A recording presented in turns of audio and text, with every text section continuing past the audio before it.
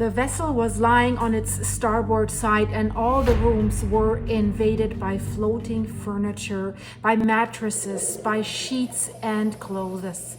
So it was precisely the quantity of floating furniture that has made the work of the rescue divers very, very difficult. So they are saying that they had a lot of difficulty in progressing to find the people that were missing in the wreckage. And these divers, they were also recovering Hannah Lynch, the daughter of the owner of the Bayesian that was also lost in this tragic accident. Hi everyone, thanks for tuning in. Things get more and more mysterious with the Bayesian shipwreck. You know, not only have they increased the security around the shipwreck, the boat is still on the bottom at a depth of roughly 50 meters. They have increased security down there, but also at the top, because it was discovered that the owner, Mike Lynch, was carrying around 2 top secret hard drives with sensitive top secret data of secret services from the US, from Israel, from the UK. So why did he do that? It seems he never left them unattended. So he always brought them with him. So now they were worried that China and Russia might be interested to get these hard drives. How stupid is it to promote this all over the press that this might be down there? In my opinion, if China and Russia were interested in that, I think they were already down there and they already have them, because the surveillance has just 2 days ago been increased, right? So the vessel has been down there. Deep sea divers, whatever, could have gotten there and could have taken that out. They're supposed to be in watertight safes. That was the one story. I've made a full video about this. Check it out in my Bayesian playlist. But that's not today's topic. Today's topic bears many mysteries that are happening. And of course, when the daughter was found, it was raising some questions because she was in a different condition than the others that were found. And by the way, her mom survived this tragedy, and we will hear what the manufacturer of the Bayesian wants to do to the widow, to the mother that lost her child. So it is very, very strange. There were many conspiracy theories at the beginning, but guys, the way this is unfolding, maybe some of them are true. So in order to find the people that were missing, the divers had to first carry out a cleanup of the inside of the boat because of all the debris and furniture that was swimming around. You would think that in a boat, at least the boats I am sailing or have sailed, everything is a little bit more fixed, right? So that it wouldn't float around or like move around or fall around if there's rough waters and seas. So I'm surprised that so much stuff is floating around. And then of course, then they have checked for the possible presence of people outside of it. And then also they have identified entry points to enter and recover these people. So the divers that were looking for the people down there, they said the most difficult moments were when they found Hannah Lynch, Mike Lynch's 18-year-old daughter. She was with her father down there and they both were lost. So what the divers are saying, that she was the furthest away from everything. She was the furthest away to get to. So they're saying we're talking about a situation in which advancing just 1 more meter, just 3 more feet, means doing like 4 or 5 more dives at a time. And of course, they also said they felt the most compassion for that young girl. Like if you see my Titan videos, the 19-year-old Suleiman Dawood that went with his father on the fatal dive. So the divers are saying that little girl should have written important pages of her life. She should still be here, but her story went differently. And we will hear some things. When the autopsy was conducted, Hannah contained some head injuries, with none of the other people that they found down there did have. So let's have a closer look. What is going on? So before the Bayesian was bought by the family of Mike Lynch, it has been basically a charter boat, a luxury charter boat. So there have been other captains obviously operating that boat.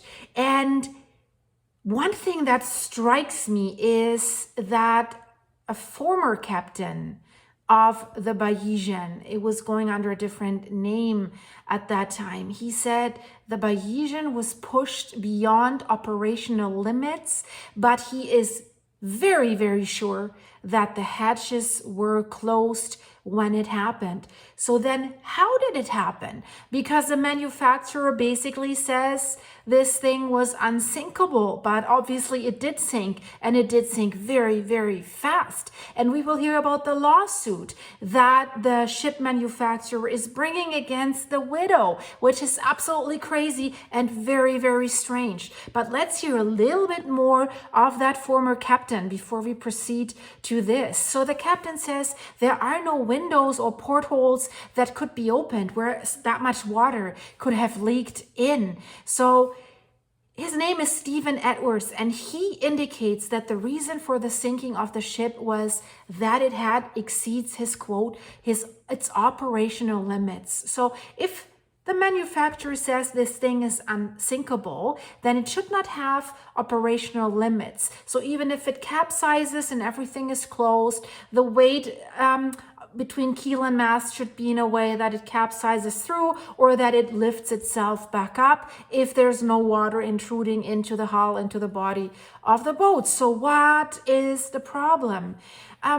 So basically what he indicates is that the ship, because of, they call this freak weather accident, that because of that mast, even if there's no sail on the mast, it's a very, very massive wide mast. It's like 75 meters tall. There's still wind that pushes against that mast. So did this all together bring the ship into a tilting position that was exceeding the angle, what was considered normal under sailing conditions? So basically that's what he's hinting at. He says it's above 45 degrees. So that was too much. Then it's not unsinkable, guys. I'm sorry that I have to say this.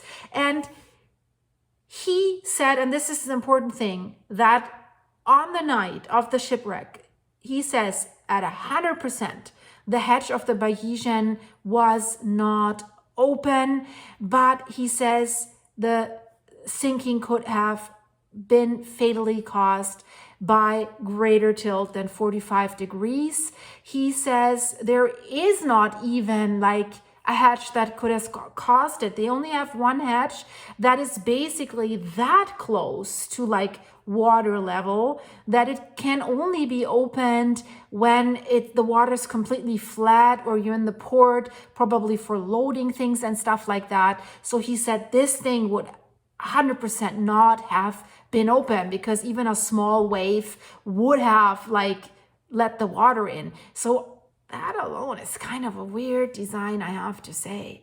And he was posting this on social media, lengthy.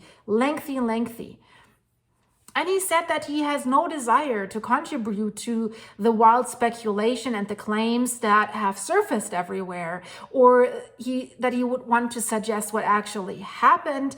But he says, of course, only those who are on board know, but we still don't have a clear picture, and that's also a little bit mysterious.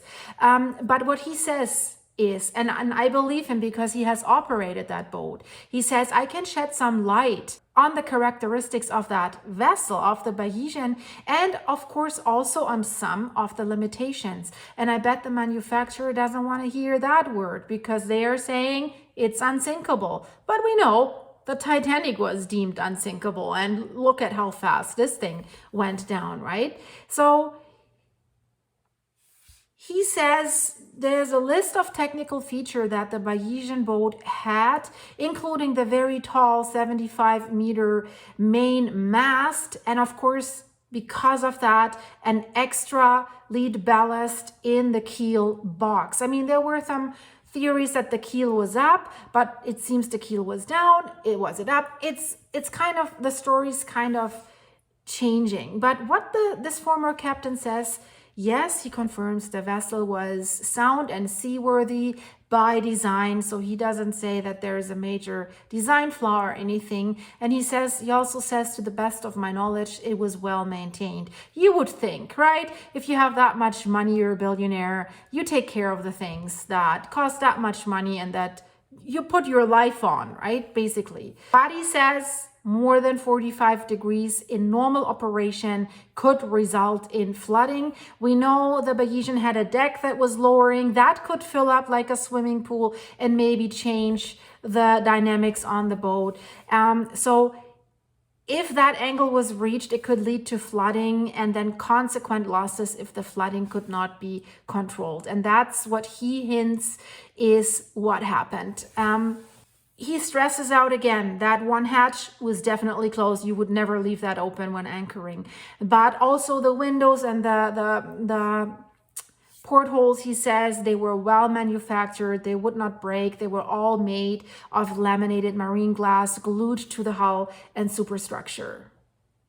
There are other deck hatches or superstructure openings that could violate the watertightness of the Bayesian, and they're all located on or near the center line of the vessel. So for these to take in water, let's say they were left open, the vessel would have to be tilted well above the previously mentioned flooding angle, right? So basically, if it was that bad that these hatches would have flooded, probably the flooding would have already happened via ducts and vents, and that's what he kind of thinks happened.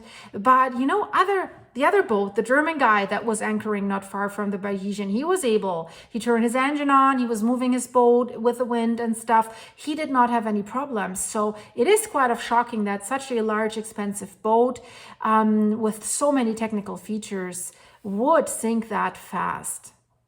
We will have to wait for more of what the investigators are saying, but listen to this, guys, now. And this is part of the story where I'm thinking, it gets weirder by the day. So what are they doing now?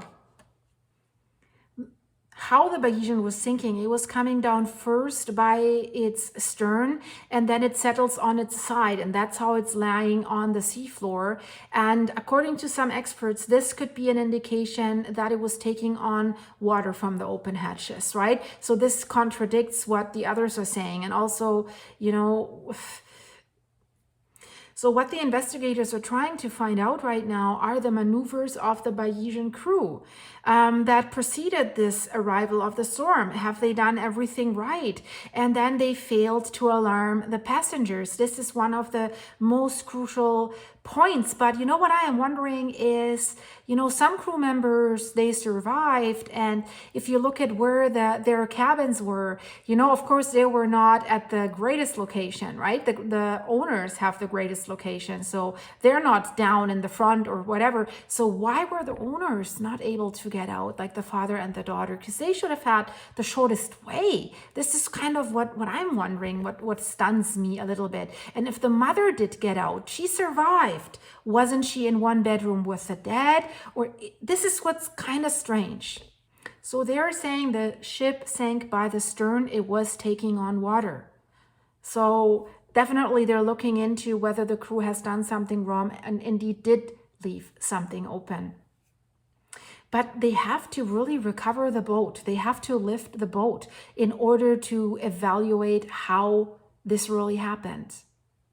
But the head of the Italian Costa Concordia recovery operations, that was this massive cruise ship ferry boat that did sink. He should know his stuff, right? He says, my idea is that the water flooded the ship by entering the saloon first, and then the dining room, and then the lounge areas, which are very large areas. So you already have a very large body of water in these areas that probably are maybe at the front of where you would go to the sleeping cabins, and the people were obviously in their bedrooms, and it seems they were sleeping. So he estimates that the Bayesian took water from a side hatch, because otherwise, in his opinion, it would never have sunk. And then we have the testimony of another Navy design office, and they said that their personal interpretation is that they left the side hatch open after the party ended. They did have a party on the boat. And then they are saying, if then these extreme conditions of that storm happened, the boat can roll as much as it wants, but it doesn't sink, right? If everything's closed. So that's why they're thinking that the side hatch, the one that is used to exit with the tender and diving, was left open. There is a 60 centimeter margin. When the boat is heeled, tons of water got in, and then there was nothing more to do. That is their theory. And they're saying, although some of the crew members have said that they raised the alarm, but here they're saying none of the crew has raised the alarm. I think they had a very young guy on duty and that night. But it's another key element to understand why almost all the crew members were saved. And instead, the victims were mostly passengers, right? That's why there's so many conspiracy theories. If you look at who is on board or who was on board of the Bayesian and who was lost on board of the Bayesian, and then the business partner of Mike Lynch that was also hit by a car and was lost the same day, sort of thing, who was involved in a trial that is now has probably going against the widow. We'll get to that. So there's a lot of weird stories. Then at the two mysterious hard drives with the top secret data to the match. And then you wonder, right? I mean, many said, well, if this was planned, I mean, how did they know the storm was coming? Well, if this was planned, it must have been an inside job from some of the crew members that just waited for some bad weather to come to pull this off. Is this likely? Normally, I would say no, but it gets weirder by the day when it comes to the Bayesian accident, tragedy, whatever it was, right? And how did this happen? Where did the victims go when the boat started to get in trouble? And that's what the rescuers are saying, and that makes it so tragic, guys. The victims took refuge in the cabins on the left side of the vessel, and it seems that that's where the last air bubbles were formed so they could have air for a while. Isn't that terrifying if you imagine this? And the passengers who survived the sinking of the Bayesian, they have testified that the crew has not warned them, hasn't given them a warning. So the investigators are saying 6 of the 7 victims of the Bayesian were sleeping at the time the ship was sinking. So they were almost all sleeping. But then they would have looked for air bubbles to save themselves. You know, it is always easier to say from the outside, right? But if I know that ship is sinking, I'm not looking for air bubbles because I know I have to get out, right? So you have to be good at swimming, you have to be good at diving, then you have a chance to get out. You have to know your ship very well. You have to know the floor plan, which I assume you do if you're the owner. If you're a guest, it gets more complicated, but you have to try to swim out of that boat as quickly as possible. I know it's very, very difficult, but it seems they did not try this. They had some air bubbles and help was way too late for this. What confirms that theory is the location where all people were found, right on the left side of the boat. So it seems they somehow got together in that air bubble. So these last moments must have been terrifying, absolutely been terrifying. It's hard to imagine. And why were they unable to save themselves? Because they were sleeping. So no alarm was raised. And it was clear a while before, the day before, that there was a storm incoming. So why wasn't there more caution? Why did they even have that party? That's the question mark. Why didn't they go into the harbor? It would have been so easy. Yeah, if the manufacturer tells you this thing is unsinkable, then you probably don't worry that much, right? So is there the manufacturer at fault as well? But right now, the manufacturer is the only one putting the blame on the others. I'll get to this, guys. This is also mind-blowing. So 6 of these 7 victims, that is Mike Lynch, the owner, his daughter Hannah, then were there the Bloomers and the Morvillos. They remained behind in the sailing vessels, and probably because they were not awake. And this is where the conspiracy theories are coming in, because they're saying, how can that be? Was that intentionally, right? And where they were found, this was one cabin on the left side. They were not sleeping in that room. Not all of them were sleeping in that room. So that is the theory, that they were coming together looking for these air bubbles, probably. And they call it, what's happened to the boat was a sudden and violent event. So I think for them, it was probably a worse event than for the Titan passengers. Titan hearings are going on right now. Check out my playlist about that. But let's continue with this mysterious story, because it gets weirder. Hannah Lynch was not with these people that they found in that cabin that must have grabbed for air bottles. She was not with them. She was left alone, and her body was recovered last by divers in that vessel. She was further away, and it was more difficult to recover her. So I want to know, daughter is separated from dad and mom seems to be separated from dad. What was going on? Were they all sleeping in different cabins? There's a mother, Charlotte Golunski, and her 1-year-old daughter. They survived because the mom was afraid of the storm. She's 36-year-old from Britain, and she says she was sleeping with her baby on the deck of the Bayesian out of fear of the bad weather and the waves that would move the boat. So she must have thought that if you're down there, it's heavier. So that decision, whether it makes sense from a logical standpoint, if you're just thinking about how the boat moves, it saved her life. She managed to escape the shipwreck. So what she didn't like is that the waves were hitting the hull. So that's why she wanted to go higher up. So she took her daughter, she decided to leave the cabins. She was already down there. And then she decided to go to sleep on the deck, and her husband was a little further away on another part of the boat, and she said she could feel the ship rocking, so to speak. So those people that were on deck at the time when the Bayesian started sinking, they were able to escape the disaster. They have lowered themselves into the inflatable lifeboat that was attached to the Bayesian. But those that were in the cabin, unfortunately, remained trapped and met their fate. But if only one crew member was on deck the night of the storm, if you think logically, the rest of the crew must have been sleeping, right? So what happened? We know the cook was lost as well, but why were so many people on deck then all of a sudden? If there was no warning, I mean, we know the one guy that was on deck and had duty, he woke up the captain.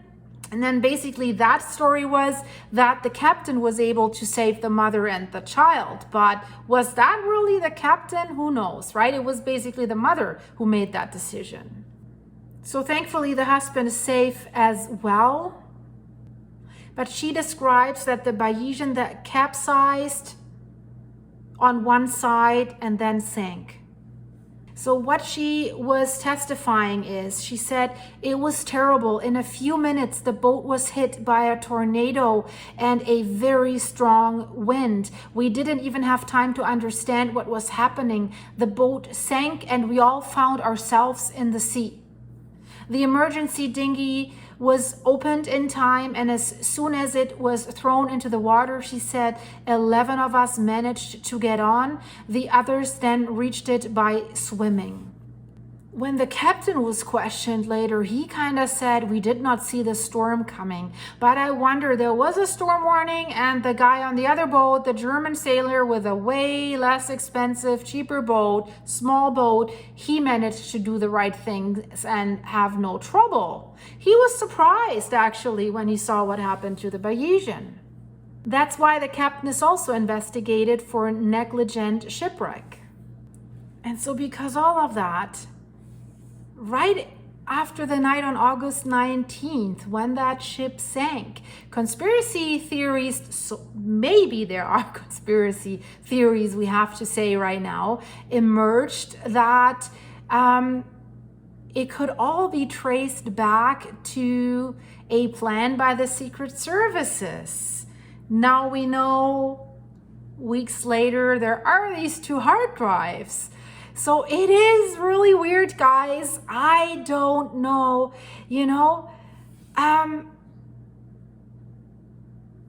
what people are saying is, the weird thing is the boat sank despite the theory that it was unsinkable and was technically able to withstand that storm. And we know the German guy did, right? So why not this, we would say, better boat, supposedly, right?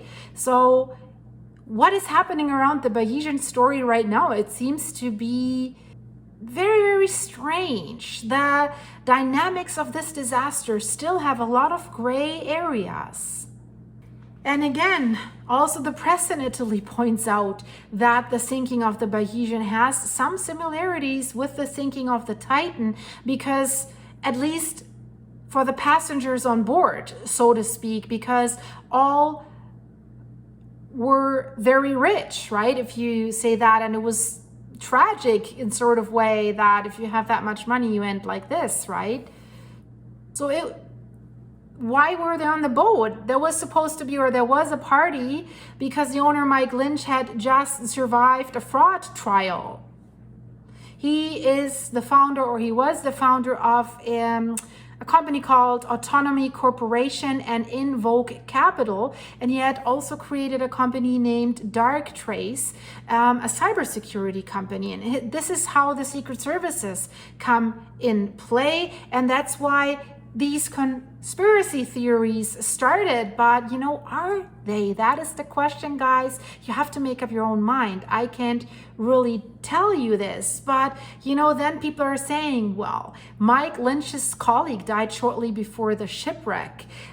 So that is also linked to the company Darktrace. It's a company that was founded in 2013, and it deals with cybersecurity with an estimated turnover of $545 million in the year 2023. So the financial director of Darktrace was a guy named Stephen Chamberlain.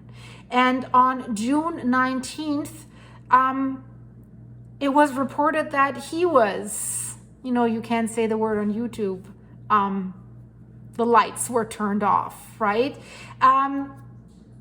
He also had an accident. He was hit by a car in Cambridgeshire. I don't say that word now, guys. I don't say it. Cambridgeshire. Forget about it, guys. This is an outtake. It was in England. That's what I can tell you. Here's the map. This is where it was. I'm not even trying. Yeah, so he was jogging or running or something like this when this happened. So Chamberlain was directly linked to Lynch.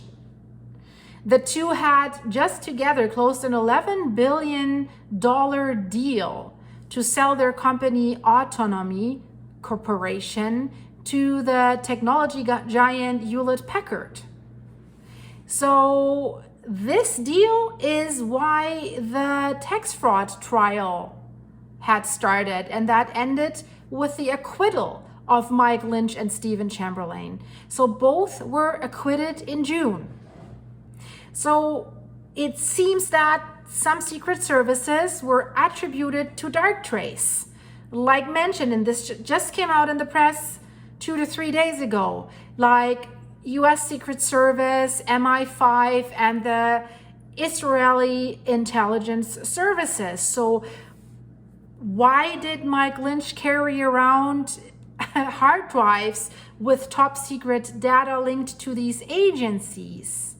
Why didn't he return them? Was that, you know what I mean? This is a big gray area and a big mysterious bubble that fuels the, I would say, is it still conspiracy about this accident, right? And what was circulating on social media is on Lago Maggiore in Italy, there was also a case where boats did sink in seconds.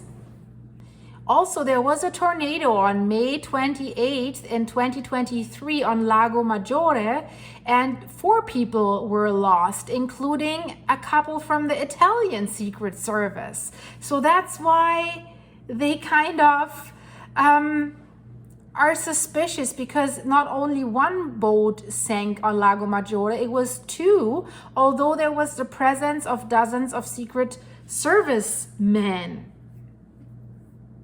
So people are trying to build a connection to the Lago Maggiore cases and connect this somehow with the Bayesian. So what happened in the critical minutes before the vessel actually sank? And there we hear from the company that built the Bayesian, Giovanni Constantino. He basically said that 16 minutes passed between the ship's power failure at 3:56 a.m., which basically shows that water was flooding areas with electrical circuits. And then they lost the GPS signal of the Bayesian, which indicates that this is the moment when it sank. So and this is really a little bit crazy, what the CEO then says, if no water had entered, it would have been unsinkable. Yeah, but a boat is only unsinkable if it is not possible for water to enter. And not by saying if no water had entered, it would have been unsinkable. If no water had entered the Titanic, it would have been unsinkable. But the problem is the design was flawed, so that water could enter too many areas of the Titanic, so it did sink. And the same problem happened to the Bayesian. So it was obviously not unsinkable. But of course, this is the reputation of the company, and I'm sure they're hurting right now. Nobody wants to buy boats from them, which is clear. I wouldn't. I would rather buy a Wally or something else before I buy a boat from them, at least until the investigations are not fully finished. But still, something sticks always, right? But let's take a few steps back and see what has happened before the tragedy. So Mike Lynch had gathered family, friends, and colleagues for like a party, a vacation on his luxury boat. That is a 180 feet sailing boat, and it had won a design award, and it had the tallest aluminum mast in the world. So Mike Lynch, in June, after a lengthy trial that he had in the United States, he was acquitted of charges of fraudulently inflating the value of his company, the Autonomy Company, before he was selling it to Hewlett Packard in 2011. So after he was acquitted, he decided to celebrate with a boat trip in the Sicilian Sea. But then something went wrong, and 3 days later that sailing vessel sank, and he and his daughter had lost their lives. But his wife, Angela Baccaris, she managed to survive. And the wife The wife's company was actually the owner of the Bayesian, and that's the company that managed the Bayesian. And so what now then the manufacturer did, he filed a lawsuit against the widow, basically claiming that their negligence or misoperation of the boat basically is causing them a huge financial harm. So this is kind of strange, right? It's like I buy a Ford truck and I have some passengers in the car and I drive into a ditch, I roll and people get lost, and then Ford sues me for damaging their reputation because I made a user error. That is kind of weird, because let's say it that way. If you claim that your boat is unsinkable and it sinks, indeed, it's not unsinkable, period, whatever, right? So of course, they have received a lot of backlash because this is kind of cruel. The woman has just lost her family, her husband and her daughter, and then they filed something like this. So they must have realized this, because just 2 days ago, they were kind of saying, and this is ridiculous in my opinion, let me know what you think, guys. So they kind of said, no, it was not us. It was the lawyers. They filed this. We never gave them permission to file this. I don't think any lawyer, and I'm sure they have a big lawyer company or something like this, a big law firm, would file this without their signature or without their consent. So they're blaming the lawyers that this was kind of like an automatism that this happened. It wasn't us, and that they're taking it back. So they have taking it back and saying they never wanted that, which I do not believe at all. I don't know, guys. Do you believe that? No way. But still, since there's these allegations from the manufacturing company that it was the crew's fault, it was a user error, much attention of the investigation, and he's listed as a suspect, is laid on the 50-year-old New Zealand captain James Cutfield that was responsible for the Bayesian. He survived along with 8 crew members. So he says we didn't expect it, which is kind of weird because it was forecasted that bad weather is on the way. He told this repeatedly to the investigators, and that's weird. It doesn't make sense, right? Everyone expected violent winds and rain. It was forecasted. And if you're on a boat like this, I'm sure you should know about weather forecasts, right? So, and that's why Giovanni Constantino, the head of the manufacturing company, says he's convinced that there have been a series of errors on board. So what the manufacturer is saying, and I agree with them in this, I mean, if you know a storm is incoming, you prepare the boat, you have checklists, right? So as the manufacturer is estimating that at the back of the boat, that a hatch must have been left open, they're thinking maybe a side entrance as well, where the water was able to come in. But they are saying it would have been the duty of the captain that before the storm, that he would have to close each opening, raise the anchor, start the engine, point into the wind, so that the wind doesn't catch that huge mast from the side and brings the ship to tilt. And that's what actually the German guy did that was anchoring close by. He started his engine and was putting the boat into the wind. And of course, lower the keel. Because if your keel is not lowered with the heavy weights down there with that massive mast, the ship doesn't have that much stability. And they're saying this would have stabilized the ship, and it could have weathered the storm, and it could have continued to cruise in comfort. And I fully agree with them, right? Behaving like being so surprised by this. If you have such an expensive, technically advanced boat with all the instruments, right? That other sailboat with the German guy did not have that much equipment, but was that guy better at what he was doing? My opinion, yes. I really think so. And the manufacturer continues to say the Bayesian was a model for many other ships for its stability. And in this context, he said again, if no water had entered, it would have been unsinkable. Yeah. But he's not the only one who says something is not really right here. One of Sicily's leading naval experts similarly believes that technical errors may have made the yacht vulnerable to extreme weather conditions. And he is saying there should have been 2 crew members on deck to watch overnight, given that there was the storm warning. And they left, I think he was 19, a young guy, probably inexperienced, left him there alone. The captain went to sleep. It is strange. So, but also what the naval expert is saying, and I agree with him too, the vessel should have been moored into the port, not out at sea. I know they wanted to make the party. They don't want it to have noise complaints.